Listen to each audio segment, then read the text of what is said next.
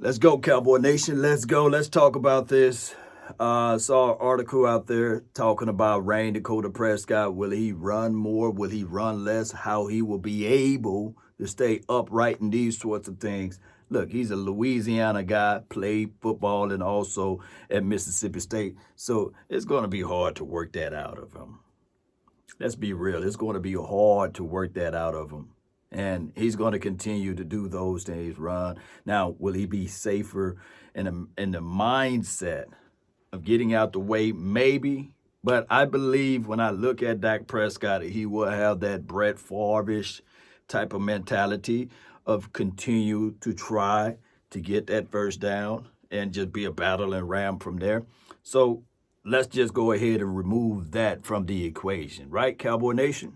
Really appreciate everybody who watched the previous video of me and Derek Kirby. He started a new podcast channel on his YouTube page. Be sure to check that out. And y'all know, baby, y'all know how we do this thing. I'm always out here trying to give back to the community. That's what we do over here. We give back.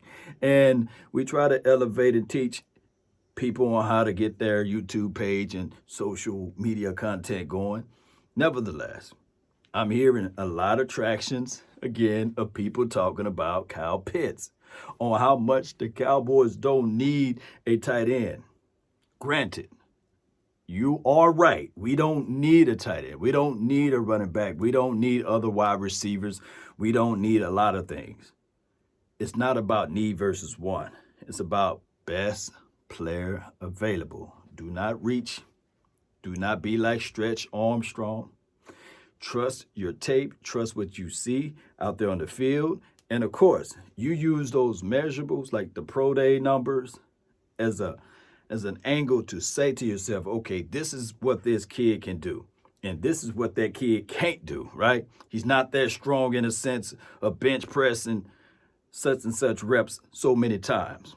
But the main thing that you must understand and realize, Cowboy Nation, will always be what you see on the field and how you can get those mixed matches, right? And how you can get those situations where you want to put your team in a place what it makes difficult for other teams to cover. So when these numbers and these pro days things come out, just be mindful of those small things. If you guys hear nothing else from me, just be mindful of let's not fall too much in love with the numbers, but look at the film and say, man, this guy can help out in these categories, or this guy can help out in that category. Now, as far as DB play, I'm going to be real with you guys. DB play out of this particular draft, it's nobody just like light years ahead of the other. There's nobody. Everybody is pretty much, and I'm talking about from a tier aspect. And I believe everybody's kind of close in this one. It's not like in this draft, you're looking at it like, oh my gosh, you got to go in on this guy. Now, I'm looking at the aspect of how a certain player can fit into the scheme. Oh, shout out to Jim and Davis. Oh my gosh, man, you just pull up his film if you got access to the All 22. And there's some film that's floating around for free 99 that you guys can take a real good look at. Kid is special. He is. And what we got to understand here, Cowboy Nation, how will this particular defensive coaching staff, Dan Quinn, get his hands and his fingerprints and his identity on the players that we got, or what we going to go out there and get, and how they can work together. Because you could look at one player from another program and say, hey, they can't fit this system. No. Allow coaches to coach. When we say best player available, it's not like a jab at, oh, you should go out there and pick for need. No, it's not like, okay, you would look at this situation and say, this is the only way. No, what I'm saying is allow the coaching to coach and then allow the coaches to have the best product that's available. And whatever you need those help out at, or those fillings in, or the fillers in, you're supposed to do that in the free agency. Supposedly. That's how things supposed to rock. That's how it's supposed to go. Now, we're in a situation, Cowboy Nation, that when we look at it, we're looking at everything from the view of what happened last year. We're looking at everything from a view of what happened for many of years with the previous regime. This will be what? Mike McCarthy's second year. So the offensive side of the ball, he's still implementing his philosophy, his stuff. Now, Kellen Moore, he's been here for a minute, but they're trying to work these things together. So allow that time to be there, right? And when you're talking about the defensive side of the coin, now, although we had a whole new scheme last year and a different type of philosophy, you had guys whether or not they're learning to stand up, sit, put their hands on the ground, and these sorts of things. So now you remove all of that notion that your guys on the edge is going to stand. Then you know for sure they're going to have their hands in the dirt and they're going to penetrate. There's no two-gap system, get to the quarterback. This is an attack style of defense. So now when we get into this draft piece of it, we got to understand that now the philosophy of drafting is not a two-gap guy. It's going to be a guy that can attack. And like I said in my previous videos about the philosophy within the front four, they're not looking for a two-gapper. They're looking for somebody that can shoot and get upfield. And even if we look through this free agency and we'll say, hey, Law, hey, man, why they didn't really take a good look at this big boy? Because they might be looking into this draft and saying, all right, cool, we're going to get our big boy in the draft. They can penetrate, get upfield. Why? Coach is going to say, hey, we need linebackers to roam free.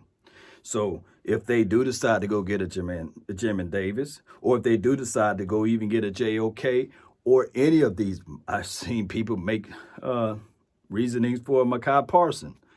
If they do decide to get any of those linebackers, if KJ Wright do not sign with the Cowboys, then that could be the first wave and the first philosophy of Quinn implementing build from the trenches, build from the interior, make sure that your safeties are straight, making sure that your linebackers can be versatile to play all three positions.